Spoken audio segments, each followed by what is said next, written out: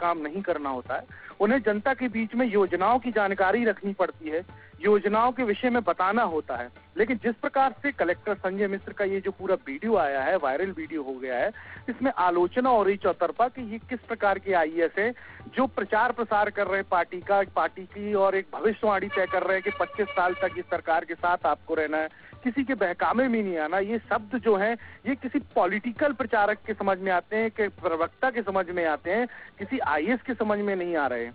तो इस प्रकार का जब से ये जो वीडियो सामने आया है उसमें सीधे तौर पर आलोचना हो रही है, और जो ये जो पूरा कार्यक्रम था, ये विकास यात्रा जो मध्य प्रदेश में चल रही है, उसी दौरान पन्ना कलेक्टर एक मंच में जनता को संबोधित कर रहे थे।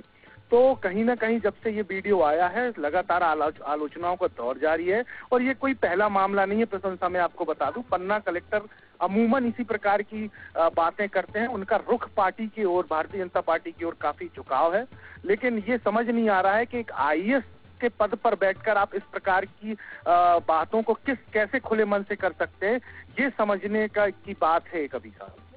सुशांत, जिस तरीके से आपने जिक्र किया कि ये पहली दफा नहीं है, कई मर्तबा इस तरीके के बयान वो दे चुके हैं, तो क्या समझा जाए इससे?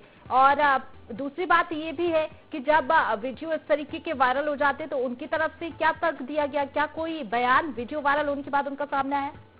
देखिए, अभी तक उनका किसी प्रकार का कोई ऑफिशियल स्टेटमेंट नहीं आया प्रशंसा। लेकिन मैं आपको एक और बात बता दूं, ये वही संजय मिश्र पन्ना कलेक्टर हैं जिनको हाई कोर्ट ये टिप्पणी कर चुका है कि ये तो किसी पॉलिटिकल एजेंट के तौर पर काम कर रहे हैं डिस्ट्रिक्ट पर।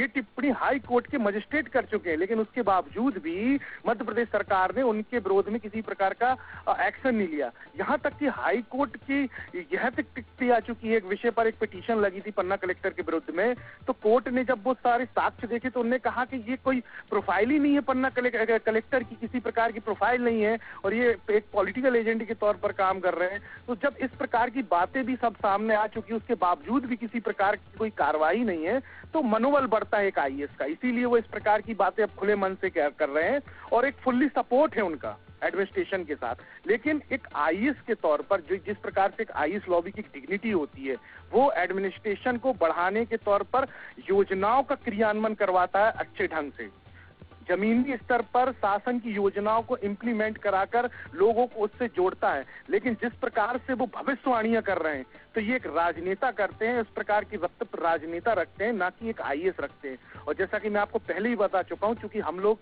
लंबे समय से उनके साथ काम कर रहे हैं, उनको देख रहे हैं, उनके भाषणों को सुन रहे हैं, ये कोई पहली बार नहीं है जो जिस प्रकार के उन्होंने इस प्रकार की बयानबाजी की हो।